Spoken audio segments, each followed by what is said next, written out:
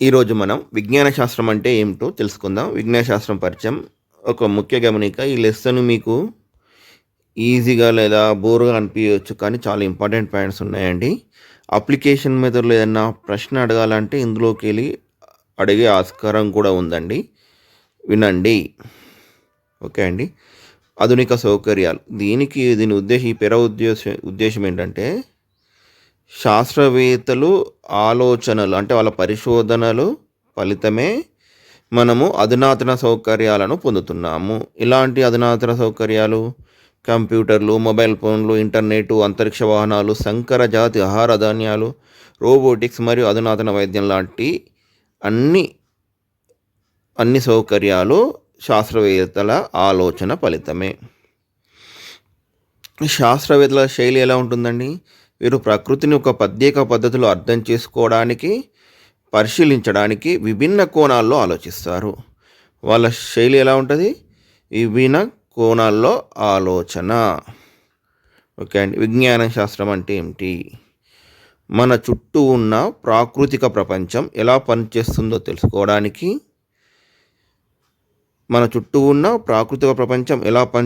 తెలుసుకోవడానికి, అందుబాటులో ఉన్న సౌకర్యాలు మరియు ఆధారాలతో మనం చేసే ప్రయత్నాలనే విజ్ఞాన శాస్త్రం అనవచ్చు. అంటే మన ప్రపంచం ఎలా ఉంది దాన్ని తెలుసుకోవడానికి అందుబాటులో ఉన్న సౌకర్యాలు మరియు ఆధారాలతో మనం చేసే ప్రయత్నాలనే విజ్ఞాన శాస్త్రం అనవచ్చు. అవగాహన మార్గాలు. ప్రకృతిని మనం 2 రకాలుగా అవగాహన చేసుకోవచ్చు. కళ్ళకు కనిపించే అంశాలను పరిశీలించడం ద్వారా, నియంత్రిత పరిస్థితుల్లో ప్రయోగాలు నిర్వహించడం ద్వారా.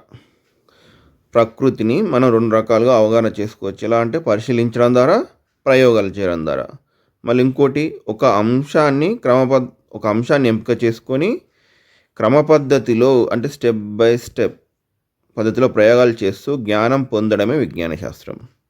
ఒక అంశాన్ని ఎంపిక చేసుకొని క్రమపద్ధతిలో ప్రయోగాలు చేస్తూ జ్ఞానాన్ని పొందడమే విజ్ఞాన శాస్త్రం. ఇది ప్రకృతి రహస్యాలను, నిజాలను మరియు కారణాలను తెలుసుకోవడానికి ఒక నిర్దిష్ట మార్గం వంటిది. ఓకే అండి. వివిధ రకాల శాస్త్రవేత్తలు వారు చేసే పనులు. ప్రకృతిలో క్రమానుగతలను తెలుసుకోవడానికి వివిధ రంగాల్లో శాస్త్రవేత్తలు కృషి చేస్తారు.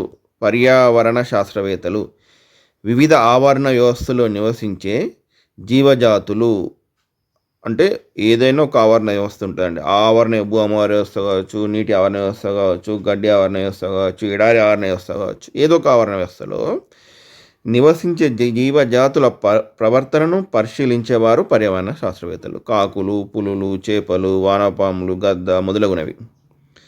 నీటి జంతువులు. భూ విజ్ఞాన శాస్త్రవేత్తలు భూమి పొరల నుండి లభించే శిలాజాలను మరియు ఖనిజాల గురించి పరిశోధించేవారు. భూవిజ్ఞాన శాస్త్రవేత్తలు భూమి పొరల నుండి లభించే శిలాజాలను మరియు ఖనిజాలను పరిశోధించేవారు. ఖగోళ శాస్త్రవేత్తలు నక్షత్రాలు, గ్రహాలు మరియు గెలాక్సీల ఛాయాచిత్రాలను తీసి పరిశీలిస్తారు. అంటే నక్షత్రాలు, గ్రహాలు మరియు గెలాక్సీ ఛాయాచిత్రాలను తీసి పరిశీలించే శాస్త్రవేత్తలను ఏమంటారు? ఖగోళ శాస్త్రవేత్తలు. వాతావరణ శాస్త్రవేత్తలు వాతావరణంలోకి బెలూన్లను పంపి వర్షాలు మరియు మేఘాల సమాచారాన్ని సేకరిస్తారు. ఓకే అండి. ఇది వాతావరణ శాస్త్రవేత్తలు. ముగ్గురు భూవిజ్ఞాన, ఖగోళ, వాతావరణ శాస్త్రవేత్తలు. అలానే శాస్త్రవేత్తల పరిశోధన విధానాలు. వివిధ శాస్త్రవేత్తలు తమ రంగాల్లో ఈ క్రింది విధాలుగా ప్రయోగాలు నిర్వహిస్తారు. యాక్చువల్గా ఇదంతా కలిపి ఒకటే బిట్ అండి, కానీ కొద్దిగా డివైడ్ చేస్తే వీళ్ళకి గుర్తుంటారని డివైడ్ చేశానండి. రసాయన శాస్త్రవేత్తలు వివిధ ఉష్ణోగ్రతల వద్ద రసాయన చర్య వేగాలను పరిశీలించే శాస్త్రవేత్తలు రసాయన శాస్త్రవేత్తలు. వృత్తాకార మార్గంలో చలించే వస్తువుల వేగాలను కొలుస్తారు. కేంద్రం చుట్టూ ఎలక్ట్రాన్లు, న్యూట్రాన్లు ఇలా తిరుగుతూ ఉంటాయి కదండి వారు. జీవశాస్త్రవేత్తలు వివిధ ఉద్దీపనలకు లోనయ్యే కణజాల ప్రతిచర్యలను మరియు వాటి ప్రవర్తనను పరిశీలిస్తారు. ఈ 3 ఎందుకంటే రసాయన శాస్త్రవేత్తలు రసాయన చర్య వేగాలను పరిశీలిస్తారు. ఓకే. వృత్తాకార మార్గంలో చలించే వస్తువుల వేగాలను కొలిచేవారు అణుభౌతిక శాస్త్రవేత్తలు. అణువు ఏందండి? కేంద్రకం చుట్టూ ఎలక్ట్రాన్లు వృత్తాకారం తిరుగుతాయి. అది గుర్తుపెట్టుకోండి. వృత్తాకార మార్గంలో చలించే వస్తువుల వేగాలను కొలుస్తారు అనగానే అనుభౌతిక శాస్త్రవేత్తలని గుర్తుపెట్టుకోవాలి. జీవశాస్త్రవేత్తలు ఓకే, ఇది గుర్తుపెట్టుకుంటారండి. వివిధ ఉద్దీపనలకు లోనయ్యే కణజాల ప్రతిచర్యలను మరియు వాటి ప్రవర్తనను పరిశీలిస్తారు. ఇది ఈజీ అని గుర్తుకుంటా కానీ అనుభౌతిక శాస్త్రవేత్తలది పాయింట్ గుర్తుపెట్టుకోండి. పరస్పర ఆధారిత పరిశోధనలు. ఒక పరిశోధకుడు, చిన్న సింపుల్ అండి, ఒక పరిశోధకుడు ఒక వస్తువును కనుక్కున్నాడు. ఒక రోగానికి కారణం కనుక్కున్నాడు. ఆ కారణం ఆ కారణాన్ని బట్టి ఇంకో శాస్త్రవేత్త మందు కనుక్కున్నాడు అండి. ఆ మందుని ఎలా ఉపయోగించాలి లేదా దానికి సంబంధించిన వైద్య పరికరాలను ఇంకో శాస్త్రవేత్త కనుక్కున్నాడు. అంటే ఒక వ్యక్తి ఒక దాన్ని కనుక్కుంటే దాని మీద ఇంకా శాస్త్రవేత్తలు పరిశోధనలు చేసి వేరే వాటిని కనుక్కుంటారు. ఒక పరిశోధకుడు రోగాల కారణాలను వెతికితే మరొకరు మందులను, ఇంకొకరు వైద్య పరికరాలను కనుక్కుంటారు. శాస్త్రవేత్తలు ఒకరి ఫలితాలను ఆధారంగా చేసుకొని మరొక నూతన అంశాలు కనుగొంటారు. విజ్ఞాన శాస్త్ర పరిశీలనల ద్వారా లేదా ప్రయోగాల ద్వారా నిర్ధారించబడుతుంది. ఇంపార్టెంట్ పాయింట్ అండి. విజ్ఞాన శాస్త్రం పరిశీలనలు, ప్రయోగాల ద్వారా నిర్ధారించబడుతుంది. నెక్స్ట్, శాస్త్రం పద పుట్టుక. సైన్స్ అనే పదం సెన్షియా అనే లాటిన్ పదం నుండి వచ్చిందండి. సైన్స్, సెన్షియా అనేది దాదాపు మీకు అందరూ తెలుసు, గుర్తుకుంటుంది కూడా. లాటిన్ అనేది గుర్తుపెట్టుకోరు. సెన్షియా లాటిన్ పదం నుండి వచ్చింది. సెన్షియాలో 3 అక్షరాలు లాటిన్. ఎక్కువ మనకు అడిగేది ఏంటంటే గ్రీకు లేదా లాటిన్ వస్తుంటాయండి. ఎక్కువ శాతం లాటిన్ అనేది సెన్షియాలో 3 పదాలు ఉన్నాయి కాబట్టి లాటిన్ అని గుర్తుపెట్టుకోండి, సరిపోతుంది. సెన్షియా అంటే జ్ఞానం. జ్ఞానాన్ని సముపార్జన చేసే విధానాన్ని తెలిపేదే సైన్స్. సైన్స్ అనే పదం సెన్షియా అనే లాటిన్ పదం నుండి వచ్చింది. సెన్షియా అంటే జ్ఞానం అని అర్థం. జ్ఞానాన్ని సముపార్జన చేసే విధానాన్ని తెలిపేదే సైన్స్. విజ్ఞాన శాస్త్రం వ్యక్తిగత దృక్పథం ఆలోచిస్తే శాస్త్రవేత్తలు పాత భావనలను పరీక్షించడం లేదా వాటిని తోసిపుచ్చి కొత్త విషయాలను కనుక్కోవడానికి ప్రయత్నిస్తారు. వీరి ఆలోచన విధానాన్ని మారుస్తుంది. ఏదైనా ఒక పాత భావన ఉందండి, దాన్ని తోసిపుచ్చి ఇది కాదు, ఇది తప్పు, ఇది తప్పు అని చెప్పి కొత్త విషయాలను కనుక్కుంటారు. ఎగ్జాంపుల్స్ కూడా ఇచ్చారండి. ప్లూటో, మనం చిన్నప్పటి నుంచి గ్రహంగా భావించిన ప్లూటో ఇప్పుడు అది గ్రహం కాదని నిర్ధారించారు. మనం చిన్నప్పటి నుంచి అల్సర్లు ఎట్లా వస్తాయి అంటే పులుపు తినడం వల్ల, అంటే ఆహార అలవాట్ల వల్లనో వ్యాకులత వల్లనో వస్తాయని అనుకునేవారు. కానీ ప్రస్తుతం బ్యాక్టీరియా దీనికి కారణమని కనుక్కున్నారు. అర్థమైంది కదండి. అంటే పాత విషయాలను తోసిపుచ్చి కొత్త విషయాలను కనుక్కుంటారు. ఈ కనుక్కోవడానికి వాళ్ళు ఏం చేస్తారు, నిరంతర అన్వేషణ చేస్తూనే ఉంటారు. శాస్త్రవేత్తల తృప్తి. ఎవరు వివరించని కొత్త సమస్యలు కనుగొనడం శాస్త్రవేత్తలకు గొప్ప మానసిక సంతృప్తి ఇస్తుంది. ఐన్స్టీన్ వంటి వారు పరిశోధనలు చేయడంలోనే ఆనందాన్ని పొందేవారు. శాస్త్రవేత్తల తృప్తి ఏందండి, సమస్యను కనుక్కోవడమే వాళ్ళకు గొప్ప మానసిక సంతృప్తి. విజ్ఞాన శాస్త్రం సామాజిక దృక్పథం అండి. సామాజిక దృక్పథంలో విజ్ఞాన శాస్త్రాన్ని పరిశీలిస్తే విజ్ఞాన శాస్త్రానికి సమాజానికి మధ్య విడదీయలేని సంబంధం ఉందండి. సమాజం బాధ్యత. ఏం చేయాలి? సమాజం ఒక సమస్యను ఎదుర్కొంటుంది, దానికి పరిష్కారం ఎవరు కనుక్కోవాలండి? శాస్త్రవేత్తలు కనుక్కోవాలి. శాస్త్రవేత్తలు కనుక్కోవాలంటే వారికి ప్రభుత్వం కానీ సమాజం కానీ వనరులను సమకూర్చాలి. అలానే ప్రజల జీవన ప్రమాణాలు మెరుగుపరచాలని తపనే శాస్త్రవేత్తలను నూతన జ్ఞానాన్ని అభివృద్ధి చేయడానికి ప్రేరేపిస్తుంది. ప్రజల జీవన విధానాన్ని మెరుగుపరచాలి అంటే వానికి రోగాలు వస్తున్నాయి, ఆ ఏరియా మొత్తం రోగాలు వస్తున్నాయి, ఇది కొత్త వైరస్ వచ్చింది, దీనివల్ల రోగాలు వస్తున్నాయి, దానిని మెరుగుపరచాలి అనే తపననే శాస్త్రవేత్తలు నూతన జ్ఞానాన్ని అభివృద్ధి చేయడానికి ప్రేరేపిస్తుంది. అప్పుడు ఏం చేస్తారు, దానికి సంబంధించిన ఆ వైరస్ సంబంధించిన టీకాని కనుక్కోవడము, లేదా అది పూర్తిగా ఎలా తొలగించాలో పద్ధతులు కనుక్కోవడము, రసాయనాలు కనుక్కోవడము చేస్తూ ఉంటారండి. జన్యు శాస్త్రవేత్తలు లక్షణాలు ఒక తరం నుండి మరొక తరానికి ఎలా సంక్రమిస్తాయో వివరిస్తారు. ఇంపార్టెంట్ పాయింట్ అండి ఇది. శాస్త్రవేత్తలు రావాలి. ఇక్కడ 2 పాయింట్లు వచ్చినాయి. జీవశాస్త్రవేత్తలు వ్యాధులు వ్యాప్తి చెందే మార్గాలను కనుక్కొని ప్రజలకు ఆరోగ్యమైన జీవితాన్ని గడపడానికి దోహదపడతారు. ఓకే అండి, 2 శాస్త్రవేత్తలు. ప్రకృతి వైపరీత్యాల అధ్యయనం. భూగోళ మరియు వాతావరణ శాస్త్రవేత్తలు భూకంపాలు, అగ్నిపర్వతాల విస్ఫోటనం వంటి వాటిని పరిశీలించి సమాజ సేవ చేస్తారు. ప్రకృతి వైపరీత్యాలు అధ్యయనం చేసే శాస్త్రవేత్తలు ఎవరండి? భూగోళ శాస్త్రవేత్తలు మరియు వాతావరణ శాస్త్రవేత్తలు. ఓకేనా అండి. సమాజానికి విజ్ఞాన శాస్త్రంకి మధ్య సంబంధం అయిపోయింది. ఇప్పుడు ఆర్థిక అభివృద్ధి మరియు విజ్ఞాన శాస్త్రం. ఆర్థిక స్థితిగతులు, ప్రజల ఆర్థిక స్థితిగతులను మెరుగుపరచడం విజ్ఞాన శాస్త్రం యొక్క మరొక ఉద్దేశం అండి. ఎలా అంటే పెట్రోలియం, ఖనిజం వంటి ప్రకృతి వనరులను సమర్థవంతంగా వెలికితీసి మార్గాలను శాస్త్రవేత్తలు అన్వేషిస్తారు. వీటి వల్ల ఏమవుతుందండి, వారికి ఉద్యోగ ఆర్థిక అవకాశాలు పెరుగుతాయండి. వ్యవసాయ రంగం మనకు తెలిసే, ఎక్కువ దిగుబడినిచ్చే వంగడాలను కనుక్కోవడం వల్ల ఏమవుతుంది, దిగుబడి ఎక్కువ వచ్చి మనము పోషకాహారాన్ని, ఆహార ధాన్యాలను మనం తక్కువ ధరకే కొనుక్కుంటాము. నూతన సాంకేతికత, రసాయన శాస్త్రవేత్తలు రకరకాల కొత్త రసాయనాలను, భౌతిక శాస్త్రవేత్తలు అతివాహకత వంటి అంశాలను అభివృద్ధి చేయడం వల్ల ఆర్థిక పరిపుష్టి సమాచార సేకరణ, విశ్లేషణ మరియు వ్యక్తీకరణ కోసం శాస్త్రీయ ప్రక్రియ నైపుణ్యాలను ఉపయోగిస్తారు. ఇంపార్టెంట్ పాయింట్ అండి.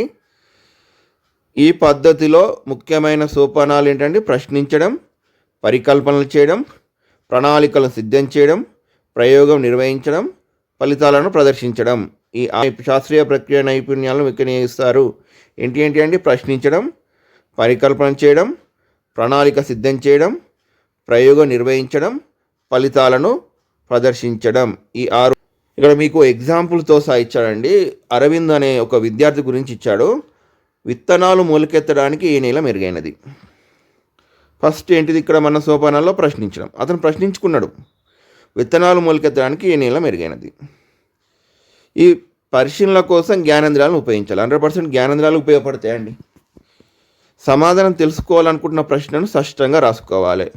అంటే విత్తనాలు మొలకెత్తడం అని ఏ నేలలో మెరుగైనదని ఆ ప్రశ్న స్పష్టంగా ఉండాలి. ఎంచుకున్న అంశంపై మరింత సమాచారం కోసం పరిశోధన చేయాలి. ఇప్పుడు నేను ఏం చేయాలి, మొలకెత్తడానికి ఏ నెల మెరుగైనది, దాని మీద పరిశోధన బుక్ల ద్వారా కానీ, తోటి విద్యార్థుల ద్వారా కానీ, అధ్యాపకుల ద్వారా కానీ, తెలిసిన వ్యక్తుల ద్వారా కానీ స్వీకరించాలండి సమాచారాన్ని, పరిశోధన చేయాలి. ఫస్ట్ ఏంటిదండి, ప్రశ్నించడం, పరిశీలన మరియు ప్రశ్నలు అడగడం.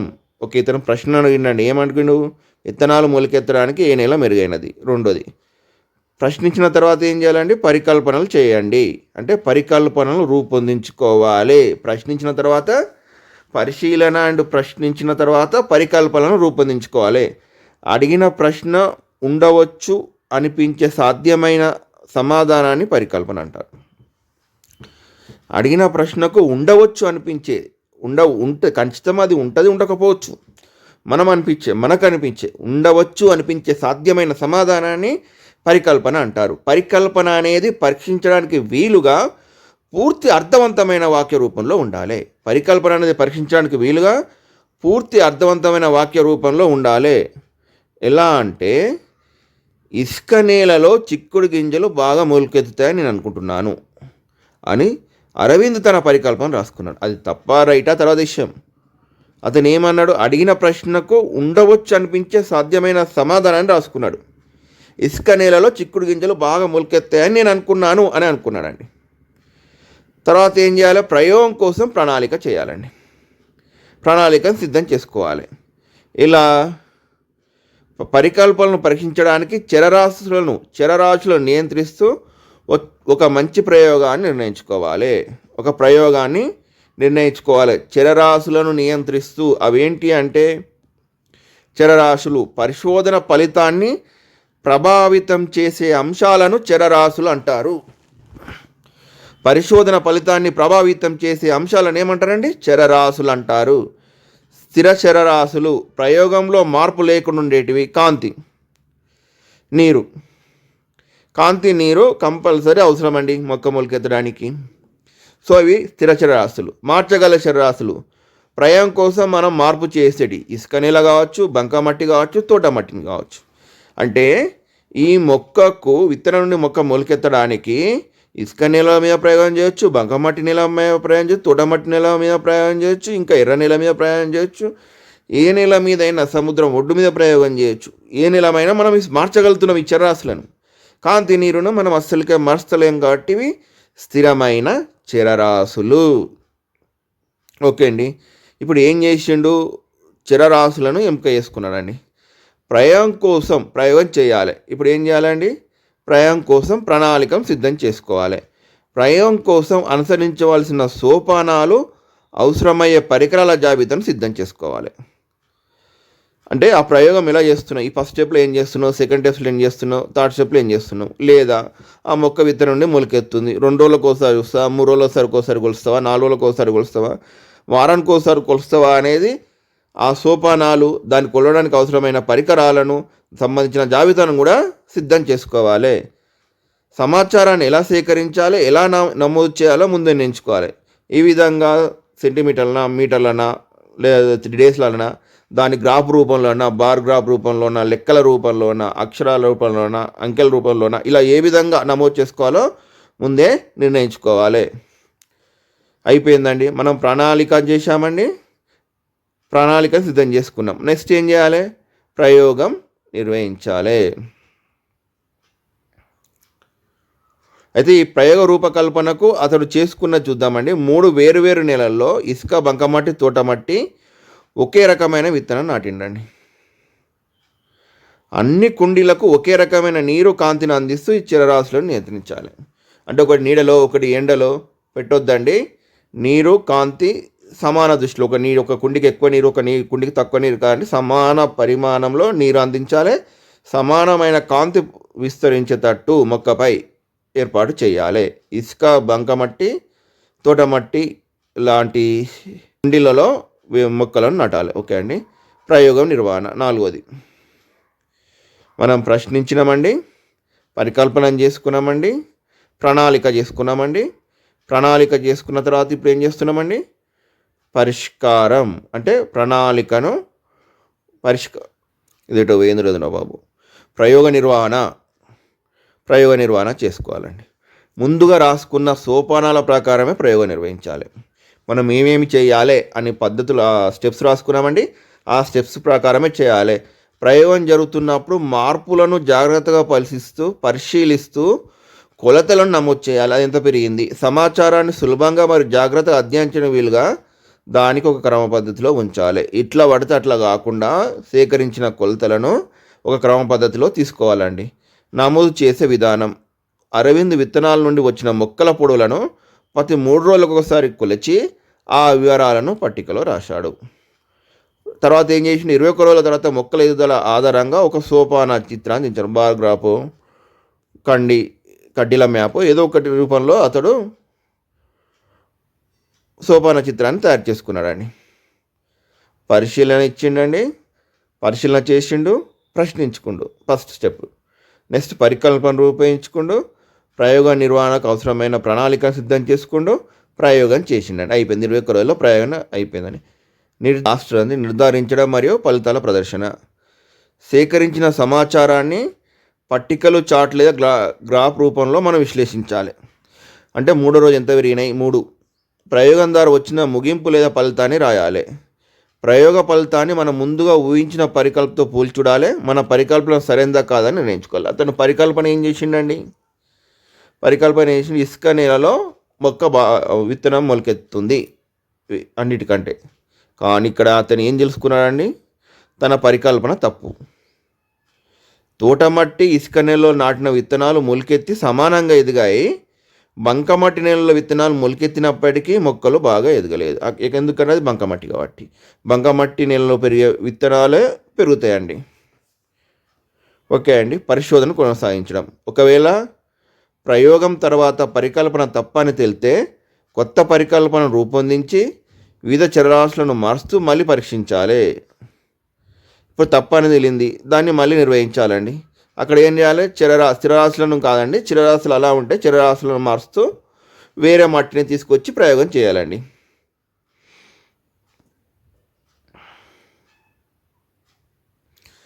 ఈ విధంగా కొత్త ప్రయోగాలు చేసి లాస్ట్కి ఏం కనుక్కుంటే బంకమట్టి, ఇసుక, తోటమట్టి మిశ్రమంలో చిక్కుడు గింజలు బాగా మొలకెత్తాయి. ఇంపార్టెంట్ పాయింట్ అండి. బంకమట్టి, ఇసుక, తోటమట్టి మిశ్రమంలో చిక్కుడు గింజలు బాగా మొలకెత్తాయని ఇతడు కనుక్కున్నాడు. ఈ కొత్త పరికల్పనలు పరీక్షించడానికి 3ని కలిపి కుండీలో తీసుకొని గింజలు నాటడానికి ప్రణాళిక సిద్ధం చేసుకున్నాడు. ఓకే అండి. శాస్త్రీయ ప్రక్రియ నైపుణ్యాల వినియోగం ఎప్పుడు శాస్త్రవేత్తలు వినియోగిస్తారు? ఆ స్కిల్స్ ఏంటి? అంటే ఉపయోగించే స్కిల్స్ ఏంటి? ప్రక్రియ నైపుణ్యాలు ఏంటి అంటే ప్రయోగాలు చేసేటప్పుడు లేదా ప్రశ్నలకు జవాబులు వెతికేటప్పుడు ఈ ప్రక్రియ నైపుణ్యాలను ఉపయోగిస్తారండి. ఈ ఆలోచన సరళనే ప్రక్రియ నైపుణ్యాలని అంటారు. మన నిత్య జీవితంలో మాట్లాడేటప్పుడు, చదివేటప్పుడు లేదా ఆలోచించేటప్పుడు కూడా ఈ నైపుణ్యాలను ఉపయోగిస్తాము. కొన్ని ఉదాహరణలు ఇచ్చారండి, చాలా ఇంపార్టెంట్, అర్థం చేసుకోరి. వీటికి ముఖ్యమైన ప్రక్రియ నైపుణ్యాలు ఏంటో మనం తెలుసుకుందాం. సాకేత్ ఉదాహరణ వర్గీకరణ. సాకేత్ సముద్ర తీరంలో గవ్వలను సేకరించి వాటిని వర్గీకరించాలనుకున్నాడండి. సింపుల్గా చెప్పేద్దాం. అతను గవ్వలను పరిశీలించి వాటి రంగు, ఆకారం మరియు పరిమాణం వంటి లక్షణాలను పోల్చాడు. అంటే ఒకే రంగు ఉన్నవాడిని ఒక గ్రూప్లో, ఒకే ఆకారం ఉన్న ఒక గ్రూపులో, ఒకే పరిమాణం ఉన్న ఒక గ్రూప్లో వర్గీకరించడం అనుకుందాం. లేకపోతే ఒక రంగు ఒక ఆకారం ఉన్న ఒక గ్రూప్లో అనుకోవచ్చు. ఏదో ఒక రకంగా అతడు వర్గీకరించాడండి. ఓకేనా? ఈ వర్గీకరణలో ముఖ్యమైన నైపుణ్యాలు ఏంటి? ఈ లక్షణాల గవ్వలను వేరువేరు సమూహంలో విభజించాడు. అంటే ఎర్ర రంగు ఉన్న వాటిని, గుండ్రగా ఉన్న వాటిని ఒక గ్రూప్గా విభజించవచ్చు. ఈ విధంగా సమూహాలుగా విభజించాడు. ముఖ్యమైన ప్రక్రియ నైపుణ్యం. ఇతడు ఏం చేశాడు? పరిశీలన చేశాడు. పరిశీలన మరియు ప్రశ్నించడంలో జ్ఞానేంద్రియాలను ఉపయోగిస్తాం. సంఘటనల గురించి తెలుసుకోవడానికి, వస్తువులు లేదా సంఘటనల గురించి తెలుసుకోవడానికి జ్ఞానేంద్రియాలను ఉపయోగించడం. పోల్చడం. వస్తువుల లక్షణాలు ఏ విధంగా ఒకే విధంగా ఉన్నాయి లేదా ఏ విధంగా వేరు ఉన్నాయి కనుక్కోవడం. ఎర్ర రంగు ఉన్నాయి, పచ్చ రంగు ఉన్నాయి, గుండ్రగా ఉన్నాయి లేదా చతురస్రాకారం ఉన్నాయి. ఈ విధంగా పోల్చి వర్గీకరణ చేయాలండి. వర్గీకరణ కొన్ని లక్షణాల ఆధారంగా వస్తువులను సమూహాలు లేదా వర్గాలుగా విభజించడం. అర్థమైందనుకున్నాండి. పరిశీలన చేసిండు, పోల్చడం చేసిండు, ఆ పోల్చిన వాటిని వర్గీకరణ చేసిండు. చరిత అనే ఒక అమ్మాయి ఉదాహరణ రాళ్లపై ప్రయోగం అండి. చరిత రాయి ఆకృతి, పరిమాణంలో వచ్చే మార్పులను అధ్యయనం చేయడానికి ఆసక్తి చూపింది. ఈమె ఏం చేసిందంటే రాయిని తీసుకొని ఇసుకకు రుద్దిందండి. అంటే ఒక ప్రయోగం ద్వారా రుద్దింది. రుద్దడం వల్ల అది పెచ్చులుగా ఊడిపోతుందా లేదా దాని ఆకారం మారుతుందా? అంటే ఉన్నది గుండ్రగా ఉన్నది వేరే ఆకారంలోకి మారడం, వేరే ఆకారంలో ఉన్నది చతురస్ర ఆకారంలో గుండ్రంగా మారడం, లేదా పెచ్చులుగా ఊడిపోవడం అనేది అనుకున్నది. దానికి కావాల్సిన పరికల్పన తయారు చేసుకొని ప్రణాళిక సిద్ధం చేసుకుందండి. ఆమె 3 రాళ్లను సేకరించింది. వాటి ద్రవ్యరాశులను కొలిచింది. అంటే 3 రాళ్లను సేకరించి అవి ఎంత బరువు ఉందో చూసిందండి. ఆ రాళ్ళను నీరు మరియు ఇసుక ఉన్న గ్లాసులో ఉంచి ఒక వారం రోజుల పాటు రోజుకు ఒకసారి ఊపిందండి.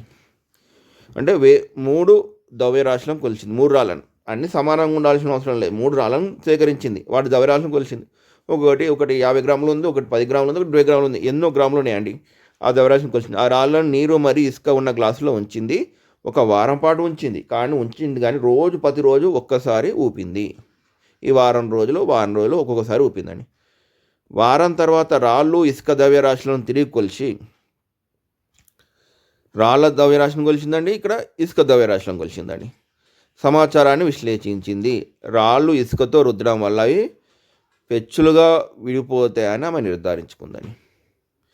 రాళ్ళను ఇసుకతో రుద్దడం వల్ల అవి పెచ్చులుగా విడిపోతాయని నిర్ధారించింది. ఫలితం వచ్చేసింది.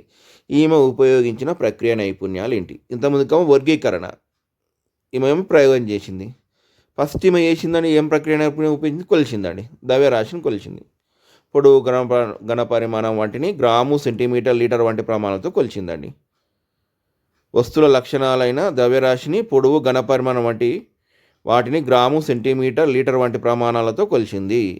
ద్రవ్యరాశిని గ్రాము, పొడవును సెంటీమీటర్, ఘన పరిమాణాన్ని లీటర్ వంటి ప్రమాణాలతో కొలిచింది. సేకరించడం. ఫలితాలను ఊహించడానికి లేదా నిర్ధారణకు రావడానికి పరిశీలన ద్వారా సమాచారాన్ని పోగు చేయడం. ప్రతిరోజు ఇలా కదలపడం వల్ల వచ్చిన ఫలితాన్ని, సమాచారాన్ని అంతా వారం రోజులు పోగు చేసిందండి. ఈ వచ్చిన సమాచారాన్ని ఏం చేసింది? పరిశీలనను గ్రాఫ్ పట్టికల రూపంలో నోటు పుస్తకాల్లో రాసుకుందండి, నమోదు చేసుకుంది. ద్రవ్యరాశిని కొలిచింది. ఫలితాలను ఊహించడానికి లేదా నిర్ధారణకు రావడానికి పరిశీలన ద్వారా సమాచారాన్ని పోగు చేసింది. వాటిని పట్టికల రూపంలో కానీ గ్రాఫ్ రూపంలో కానీ నోట్లో రాసుకుంది. ప్రదర్శించడం. సేకరించిన సమాచారాన్ని చార్ట్లు, పట్టికలు మరియు గ్రాఫ్ల రూపంలో ఇతరులకు చూపించడం, ప్రదర్శించిందండి. రూపొందించిన దత్తాంశం లేదా జాబితారంగా ఫలితాలను నిర్ధారించింది. ఏం ఫలితం నిర్ధారించింది ఆమె? రాళ్ళు ఇసుకతో రుద్దడం వల్ల పెచ్చులుగా విడిపోతాయని ఆమె నిర్ధారించింది. ఇది చరిత్ర ప్రయోగం అండి. నెక్స్ట్ అరవింద్ ఉదాహరణ నమూనా తయారు కూడా ఉందండి. స్విచ్ బోర్డు ఉందండి, మనం ఇంట్లో చూసినాం. దీనిని ఏం చేసిండు? నమూనా తయారు చేసిండు. దీనికోసం ఏం చేసిండు? బల్బు, హోల్డరు, బ్యాటరీలు, పేపర్ క్లిప్పులు తీసుకున్నాడండి. గుండు పిన్లను కూడా ఉపయోగించాడు. గోడలో ఉండే వైర్లు మరియు స్విచ్లు ఎలా పనిచేస్తూ అర్థం చేసుకోవడానికి అరవింద్ ఒక నమూనా తయారు చేసుకున్నాడు. ఆల్రెడీ బోర్డు ఉందండి ఆ ఇంట్లో, అవి ఎలా పనిచేస్తాయో తెలుసుకోవడానికి ఇతను నమూనాను తయారు చేశాడు. బల్బు, తీగలు మరియు బ్యాటరీలను కలపడం ద్వారా బల్బు వెలుగుతుందని అతను ఊహించాడు. బల్బుకు బ్యాటరీలను తీగల ద్వారా కలపడం ద్వారా బల్బు వెలుగుతుందని ఊహించాడు. పేపర్ క్లిప్లను కదపడం వల్ల విద్యుత్ ప్రవాహం ఆగిపోయి బల్బు ఆరిపోతుందని గ్రహించి ప్రయోగం ద్వారా తన ఊహను సెర్చ్ చేసుకున్నాడు. ఏమైంది? స్విచ్ ఆపడం వల్ల, స్విచ్ చేయడం వల్ల బల్బు వెలుగుతుంది, ఆఫ్ చేయడం వల్ల బల్బు ఆగిపోతుంది. పేపర్ క్లిప్నే స్విచ్గా ఉపయోగించాడండి. ఇతడు ఉపయోగించిన నైపుణ్యాలు ఏంటి? నమూనాను ఉపయోగించడం, ఒక వస్తువు లేదా అంశం ఎలా పనిచేస్తుందో అవగాహన చేసుకోవడానికి దాన్ని పోలిన నమూనాను రూపొందించడం. ఆల్రెడీ ఇంట్లో బోర్డును ఆధారంగా చేసుకుని ఇతడు నమూనా రూపొందించాడు. గత పరిశీలన లేదా అనుభవాల ఆధారంగా రాబోయే ఫలితాలను ముందుగా అంచనా వేయడం. అతడు ఏం చేశాడు? ఇంట్లో స్విచ్ ఆఫ్ చేస్తే ఆన్ అవుతుంది, ఆన్ చేస్తే ఆఫ్ అవుతుంది.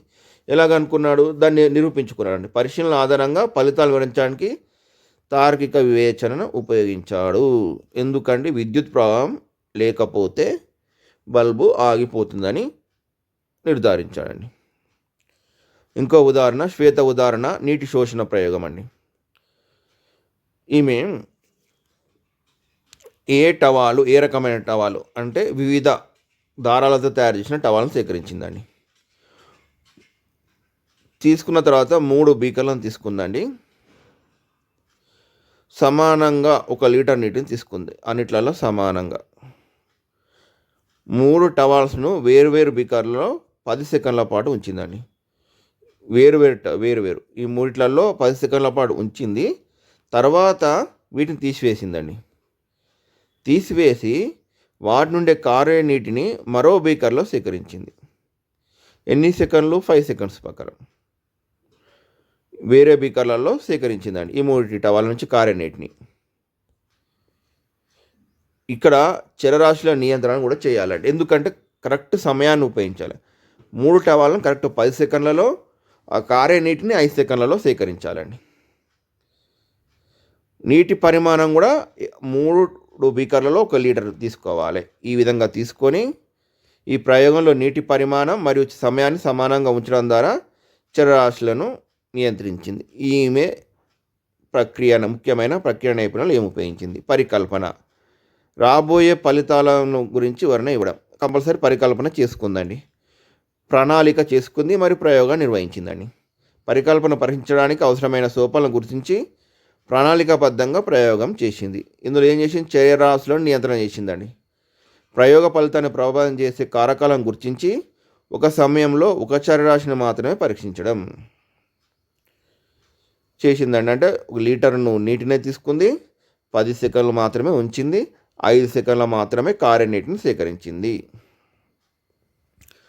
ఇది ఒక బాక్స్ ఐటమ్ అండి, ఇది మళ్ళీ తర్వాత చెప్పుకుంటాము. ఎండమిక్ జాతులు అంటే ఒక ప్రాంతానికే లేదా ఒక దేశానికే పరిమితమైన వృక్ష జంతు జాతులను ఎండమిక్ జాతులు అంటారండి. వీటి గురించి తర్వాత వివరంగా తెలుసుకుందామండి.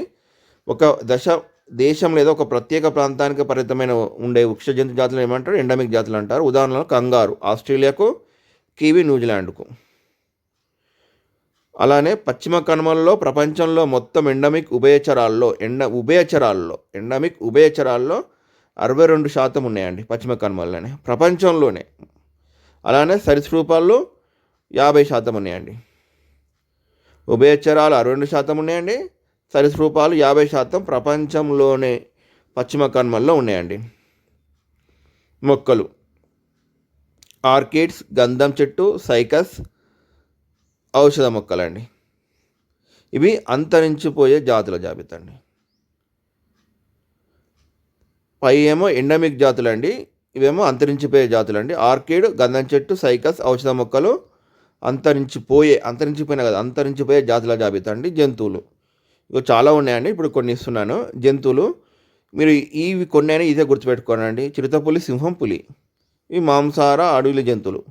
నెమలి ఇది కూడా అడవిలో పెరుగుతుంది. ఈ 4 అయిపోయినాయండి. ఎర్ర పాండా, గోల్డెన్ మంకీ 2 కలర్లు అండి. గోల్డెన్ కలర్ మంకీ, ఎర్ర పాండా మంకీ అనుకుందాం అలా. ఎర్ర పాండా మంకీ, గోల్డెన్ మంకీ. లాస్ట్కు 4 పెద్ద పేరు గ్రేట్ ఇండియన్ ఆర్న్బిల్. ఇలా జాబితా తయారు చేసుకొని మనం కూడా వర్గీకరణ చేసుకున్నామండి.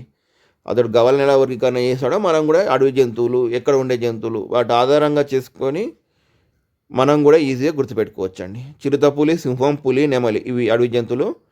ఎర్రపాండా, గోల్డెన్ మంకీ కలరు, గ్రేట్ ఇండియన్ ఆర్న్బిల్ పెద్ద పేరు. ఈ విధంగా గుర్తుపెట్టుకోర్రి. ఇవన్నీ ఒక బాక్స్ ఐటెంలో ఇచ్చారండి. వేరే లెసన్ని జాతి అనే భావన తన మధ్య లైంగిక ప్రతిభ జరిపే సంతానోత్పత్తి చేయగల అధిక సంఖ్యలో ఉండే జీవులకు వర్తిస్తుంది. ఓకేనండి. ఉదాహరణకు అనేక జంతువులు, పుష్పించే మొక్కలు, కొన్ని సూక్ష్మజీవులు పరిధిలోకి వస్తాయి. జాతి అంటే అండి లైంగిక ప్రతిపత్తి జరిపి సంతానోత్పత్తి చేయగలిగే అధిక సంఖ్యలో ఉండే జీవులకు వర్తిస్తుందండి. ఓకే అండి. ఎడారి వ్యవస్థ గురించి ఇచ్చారండి. ఈ భూభాగంలో 17% ఉంటుందండి. ఇక్కడ సగటు వర్షపాతం 23 మిల్లీమీటర్ల కన్నా తక్కువ ఉంటుంది. ఇక్కడ జీవజాతులు విపరీతమైన ఉష్ణోగ్రతలు తట్టుకోవడానికి ప్రత్యేక అనుకూలాలు పొంది ఉంటాయి. ఉత్పత్తిదారులు ఏంటండి? పొదలు, గడ్డి జాతులు మరియు కొన్ని వృక్షాలు ఎడారిలో ఉత్పత్తిదారులు ఉంటాయి. ఇక్కడి మొక్కల వేరు వ్యవస్థ భూమి లోపల లోతుగా వ్యాపించి ఉంటుంది. ఇది గుర్తుపెట్టుకోని పాయింట్. ఇక్కడ మొక్కల వేరు వ్యవస్థ భూమి లోపలికి లోతుగా వ్యాపించి ఉంటుంది. కాండాలు, పత్రాలు ముళ్ళుగా లేదా మందంగా రూపాంతరం చెంది ఉంటాయి.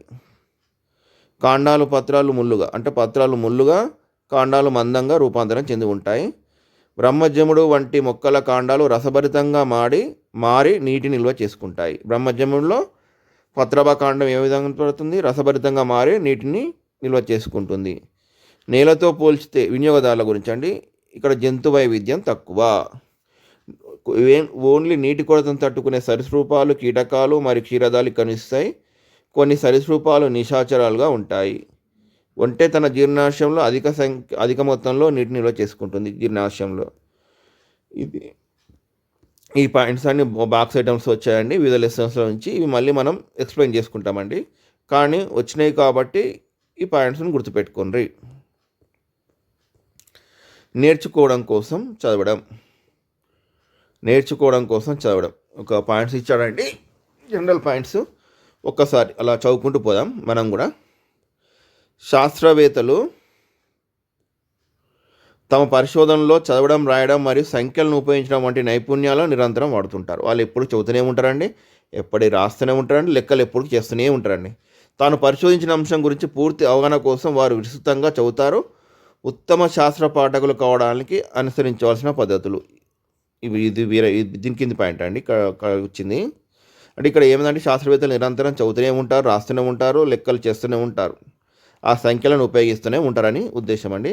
మనం చదవడానికి ముందు చదవబోయే అంశానికి సంబంధించి అందుబాటులో ఉన్న సమాచారాన్ని సేకరించాలి.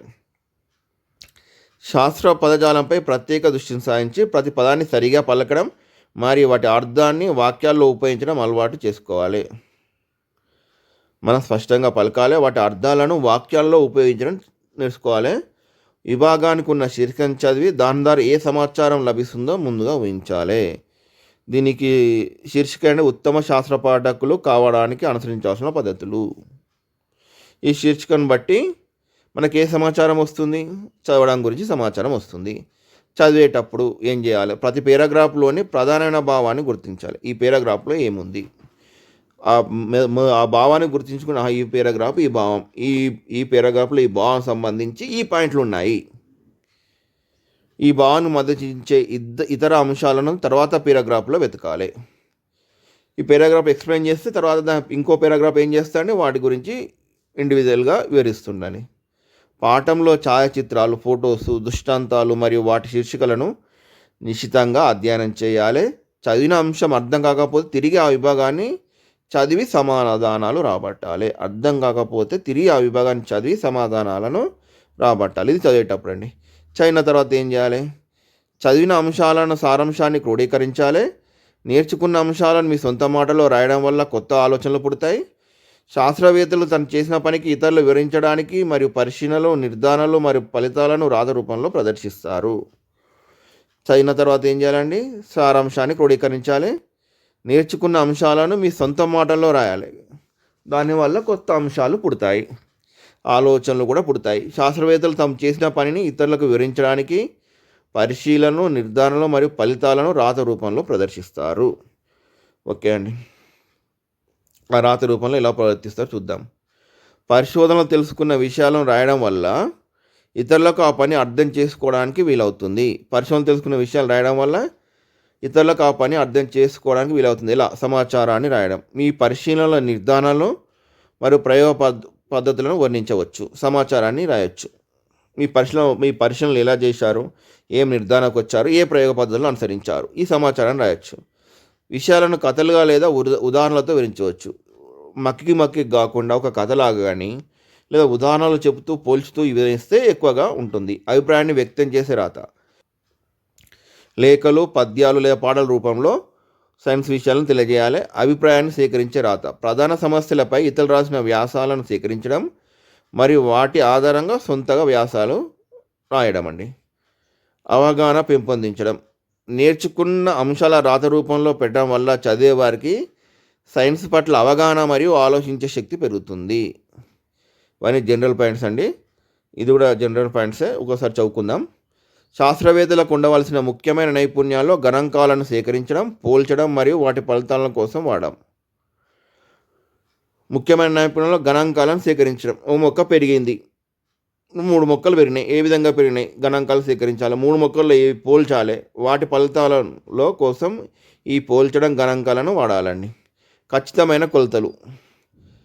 దత్తాంశాలను కొలిచేటప్పుడు ఖచ్చితమైన కొలతలు తీసుకోవాలి. థర్మామీటర్, గడియారం, స్ప్రింగ్, బ్యాలెన్స్ స్కేల్ మరియు బీకర్ల వంటి పరికరాలను ఉపయోగించి ఖచ్చితమైన కొలతలను సేకరించాలి. వీటిని ఉపయోగించాలండి. థర్మామీటర్, గడియారం, స్ప్రింగ్, బ్యాలెన్స్ స్కేల్ మరియు బీకర్లు వంటి పరికరాలను ఉపయోగించి ఖచ్చితంగా కొలవాలండి. దత్తాంశాల విశ్లేషణ. సేకరించిన సమాచారాన్ని పట్టికలు, చార్ట్లు మరియు గ్రాఫ్ రూపంలో వ్యవస్థీకరించి ప్రదర్శిస్తారు. దీనివల్ల ఇతరులు ఆ సమాచారాన్ని సులభంగా విశ్లేషించుకోవడానికి వీలవుతుంది. నెక్స్ట్, గణాంక భావన. సంఖ్యలు దేన్ని సూచిస్తాయో అవగాహన చేసుకోవాలి. అంటే గ్రాఫ్లోని సమాచారాన్ని మరియు వివిధ పరికరాల్లోని స్కేల్స్ను చదవడం, పోల్చడం చేయాలి. దత్తాంశాల విశ్లేషణలో గణిత నైపుణ్యాన్ని వినియోగించడం వల్ల ఒక మంచి శాస్త్రవేత్తకు ఉండవలసిన లక్షణం. దత్తాంశాల విశ్లేషణలో గణిత నైపుణ్యాన్ని వినియోగించడం ఒక మంచి శాస్త్రవేత్తకు ఉండవలసిన లక్షణం. ఓకే అండి, ఇలాంటి అప్లికేషన్లో అడుగుతారండి. సైన్స్లో భద్రత. సైన్స్ ప్రయోగాలు చేయడం ఆసక్తికరంగా ఉన్నప్పటికీ సరైన జాగ్రత్తలు తీసుకోకపోతే ప్రమాదాలు జరిగే అవకాశం ఉంది. ప్రయోగ సమయంలో పాటించవలసిన ముఖ్యమైన నియమాలు. ముందుగా ఆలోచించడం. పరిశోధనలోని సోపానాలను ముందుగానే అధ్యయనం చేసి మీరు ఏమి ఆశిస్తున్నారో తెలుసుకోవాలి. సందేహాలు ఉంటే ఉపాధ్యాయుని అడిగి భద్రత నియమాలను అవగాహన చేసుకోవాలి. మనం పరిశోధనలో సోపానాలు ఉంటాయండి. మీరు ఏం ఆశిస్తున్నారో తెలుసుకొని ఏమైనా సందేహాలు ఉంటే ఉపాధ్యాయుని అడిగి భద్రత నియమాలను ఏమేమి ఉంటాయో అవన్నిటిని అవగాహన చేసుకోవాలి. శుభ్రత అండి, కంపల్సరీ అండి. పనిచేసే ప్రాంతాన్ని శుభ్రంగా ఉంచుకోవాలి 100%. పొడవైన వెంట్రుకలు ఉంటే వెనుకకు ముడి వేసుకోవాలి మరియు చొక్కా చేతులను మర్చుకోవాలి. శుభ్రంగా ఉంచుకోవాలి. పొడవైన వెంట్రుకలు ఉంటే వెనుక మర్చుకోవాలి, చొక్కా చేతులను ముడుచుకోవాలి. అనుమతి. ఎవరు అనుమతి తీసుకోవాలి? ఏదైనా వస్తువులు పారేయాలన్నా లేదా కత్తిరించాలన్నా ఉపాధ్యాయునికి తప్పనిసరిగా జాగ్రత్తగా తీసుకోవాలి. ప్రయోగాలు చేసేటప్పుడు అనేక రసాయనాలు ఉంటాయి కాబట్టి కళ్ళు కూడా జాగ్రత్తగా ఉంచుకోవాలి. కళ్ళ జోళ్ళను వాడాలి. కళ్ళల్లో ఏమైనా పడితే వెంటనే ఉపాధ్యాయునికి చెప్పాలి. రుచి చూడకూడదు. ఉపాధ్యాయుని అనుమతి లేకుండా ఏ పదార్థాన్ని తినకూడదు, తాగకూడదు. 100% అండి ఇది. ఉపాధ్యాయుని అనుమతి లేకుండా ఏ పదార్థాన్ని తినకూడదు, తాగకూడదు. విద్యుత్ జాగ్రత్త. విద్యుత్ పరికరాలను వాడేటప్పుడు ప్లగ్గుల్లో వైర్ల విషయంలో చాలా జాగ్రత్తగా ఉండాలి. ముగింపు. పని పూర్తయ్యాక ప్రయోగ బల్లను శుభ్రం చేసి వస్తువులను యథాస్థానంలో సర్దాలి మరియు చేతులను శుభ్రంగా కడుక్కోవాలి. నెక్స్ట్ అండి, ప్రకృతిని అర్థం చేసుకోవడానికి మరియు ఆవిష్కరణలు. ప్రకృతిని అర్థం చేసుకోవడంలో నిశ్చితమైన పరిశీలన శక్తి అవసరం. ఒక కొత్త ఆవిష్కరణ జరగాలంటే ముందుగా సమస్యను గుర్తించాలి. కొన్ని ఎగ్జాంపుల్స్ ఇచ్చారండి. చారిత్రక ఉదాహరణలు. కోపర్నికస్ సూర్యకేంద్ర సిద్ధాంతాన్ని ప్రతిపాదించక ముందు కూడా భూమి సూర్యుని చుట్టూ తిరుగుతూనే ఉంది. సూర్యకేంద్ర సిద్ధాంతాన్ని ఎవరు ప్రతిపాదించండి? కోపర్నికస్. సూర్యకేంద్ర సిద్ధాంతం ప్రతిపాదించక ముందు కూడా భూమి సూర్యుని చుట్టూ తిరుగుతూనే ఉంది. అది ఆల్రెడీ ఉన్నదే. కానీ న్యూటన్ గురుత్వాకర్షణ సిద్ధాంతాన్ని చెప్పక ముందు కూడా వస్తువులను భూమి మీద పడేవి. వాళ్ళు చెప్పడం వల్లనే ఇవన్నీ మార్పులు జరగలేదు. మీ సమస్యలను అందరిలా కాకుండా ప్రత్యేక కోణంలో పరిశీలించడం వల్ల ఆవిష్కరణలు సాధ్యమవుతాయి. వీళ్ళు ఏమైనారు?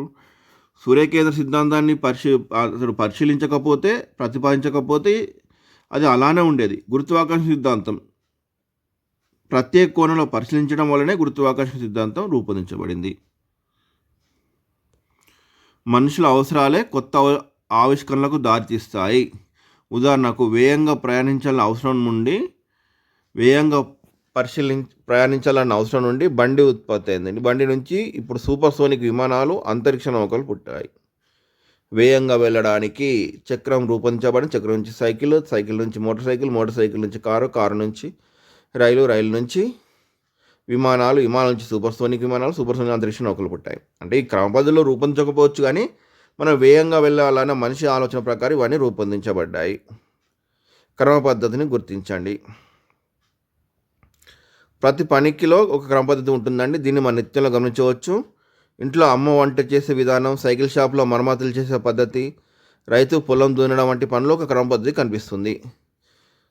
సైకిల్ షాప్లో మరమ్మతు చేసే వ్యక్తి ఫస్ట్ ఏ నట్టు ఇప్పాలి, ఏది ఒక క్రమ పద్ధతిలో చేసుకుంటూ పోతారండి.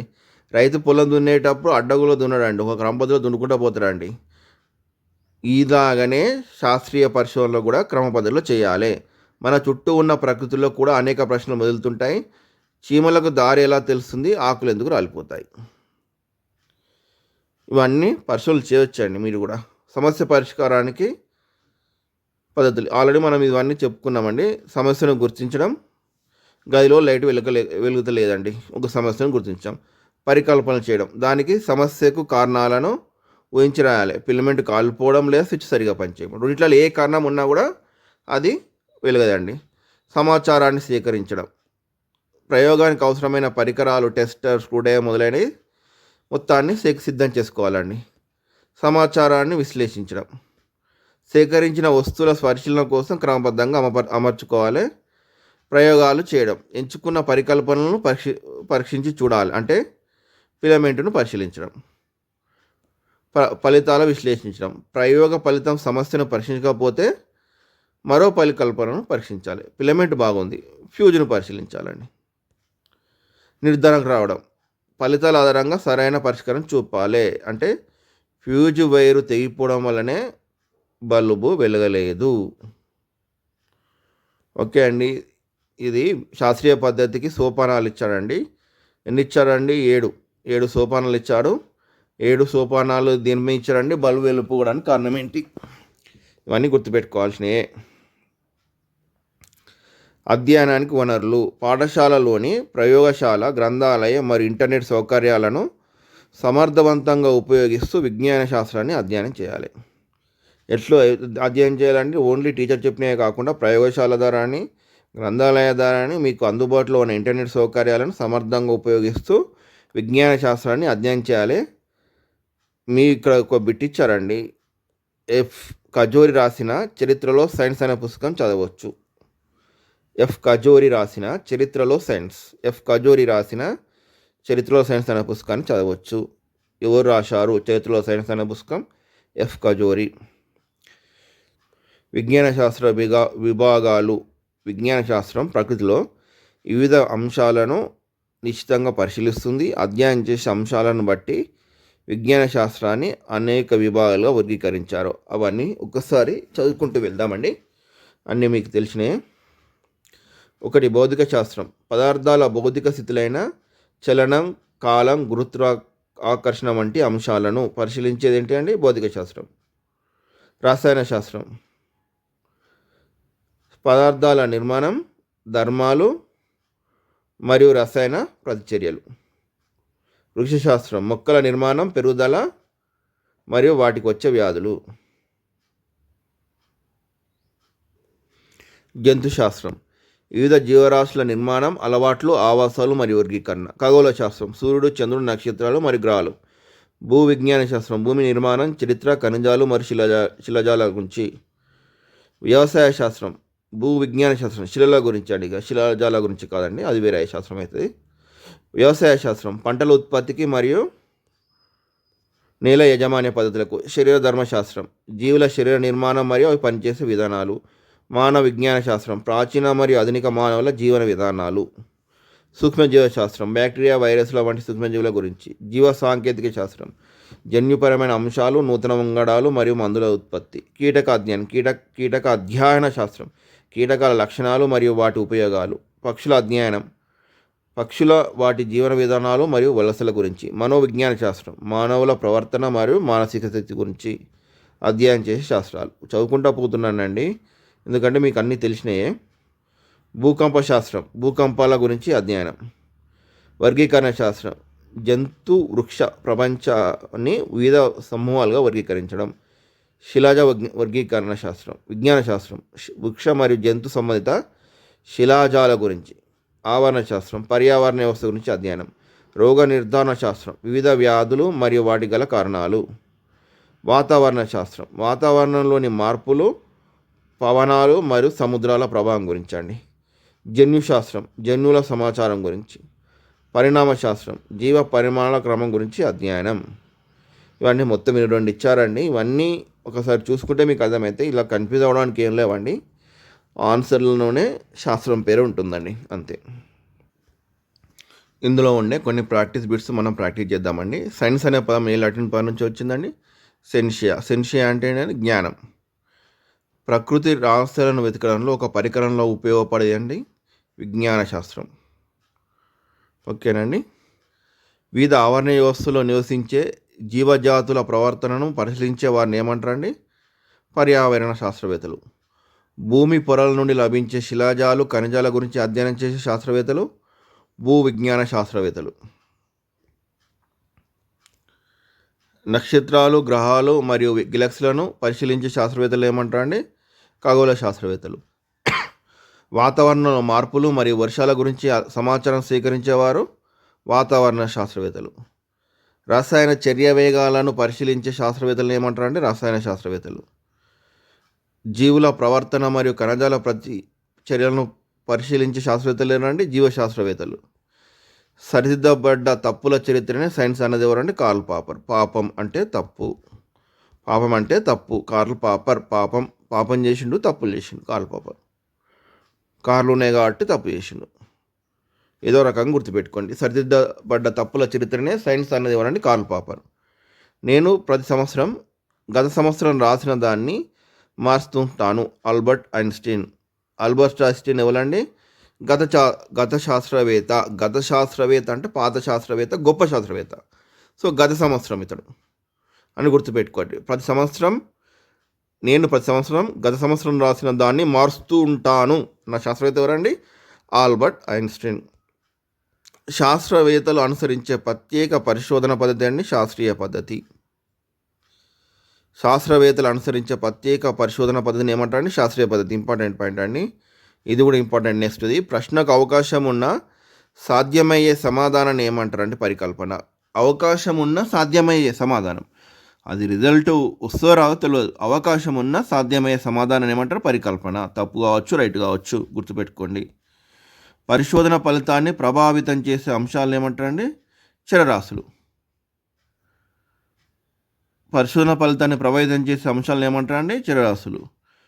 ప్రయోగాలు చేసేటప్పుడు లేదా ఏదైనా ప్రశ్నకు జవాబులు వెతికేటప్పుడు శాస్త్రవేత్తలు వినియోగించే ఆలోచన సరళను ఏమంటారండి? ప్రక్రియ నైపుణ్యాలు. ప్రయోగాలు చేసేటప్పుడు లేదా ఏదైనా జవాబు వెతికేటప్పుడు శాస్త్రవేత్తలు వినియోగించే ఆలోచన సరళను ప్రక్రియ నైపుణ్యాలు అంటారు. జ్ఞానేంద్రియాలు ఉపయోగించి వస్తువుల గురించి తెలుసుకోవడాన్ని ఏమంటారు? పరిశీలన అండి. పరిశీలనలో జ్ఞానేంద్రియాలను ఉపయోగిస్తాము. 100% రైట్. వస్తువులను వాటి లక్షణాల ఆధారంగా సమూహాలు విభజించడాన్ని ఏమంటారండి? వర్గీకరణ. వర్గీకరణ చేశారండి. ద్రవ్యరాశి పొడవులను ప్రమాణాలతో కొలవడాన్ని ఏమంటే కొలవడం. ఈ ప్రక్రియ నైపుణ్యాన్ని ఎవరు ఉపయోగించారండి? చరిత. ఒక వస్తువు పనిచేస్తుందో అర్థం చేసుకోవడానికి తయారు చేసే దాన్ని ప్రతిరూపాన్ని ఏమంటారు? నమూనా. అరవింద్ ఏం చేసిండండి? ఎలక్ట్రిక్ బోర్డు తయారు చేశాడు. ఒక ప్రత్యేక ప్రాంతానికి మాత్రమే పరిమితమై ఉండే వృక్ష జంతు జాతులను ఏమంటారు? ఎండమిక్ జాతులు. కంగారు ఏ దేశానికి చెందిన ఎండమిక్ జాతి? ఆస్ట్రేలియా.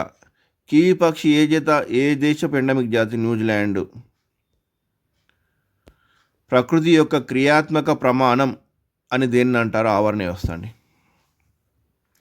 ప్రకృతి యొక్క క్రియాత్మక ప్రమాణం అని దేన్ని అంటారండి? ఆవరణ వ్యవస్థ. భూభాగంలో ఎడార్లు ఎంత శాతం విస్తరించున్నాయండి? 17%. ఎడారి ఓడ అని ఏ జంతువుని పిలుస్తారండి? ఒంటె. రాత్రి వేళల్లో తిరిగే జంతువులను ఏమంటారండి? నొక్టారల్స్ అంటే నిశాచరులు అండి. ఇదంతా ఓకే, ఇది ఓకే. సూర్యకేంద్ర సిద్ధాంతాన్ని ప్రతిపాదించిన శాస్త్రవేత్త ఎవరు? కోపర్నికస్. ఇక్కడ ఏమి ఇచ్చారు? కోపర్నికస్ సూర్యకేంద్ర సిద్ధాంతాన్ని ప్రతిపాదించిండు, కానీ అంతకుముందు నుంచే భూమి సూర్యుని చుట్టూ తిరుగుతుంది. కనుక్కుంది మొదట ఎవరు? కోపర్నికస్. అందుకే అతని శాస్త్రీయ పద్ధతి ద్వారా, ఆలోచనల ద్వారా కనుక్కున్నాడు. గురుత్వాకర్షణ సిద్ధాంతాన్ని ప్రతిపాదించిన శాస్త్రవేత్త ఎవరండి? న్యూటన్. అంతకుముందు గురుత్వాకర్షణ సిద్ధాంతం లేదా ఉంది, కానీ తను కొత్తగా ఏం కనుక్కోలే, ఉన్నదాన్నే కనుక్కున్నాడు. అంటే శాస్త్రవేత్తలు ఉన్నాయని కనుక్కుంటారు, కొత్త అని కనుక్కుంటారు, అభివృద్ధి కోసం కనుక్కుంటారు. పక్షుల గురించి అధ్యయనం చేసే శాస్త్రాన్ని ఏమంటారు? ఆర్నిథాలజీ. భూకంపాల గురించి అధ్యయనం చేసే శాస్త్రం అనేది సిస్మాలజీ. ఓకే అండి, బాగా చదువుకోండి.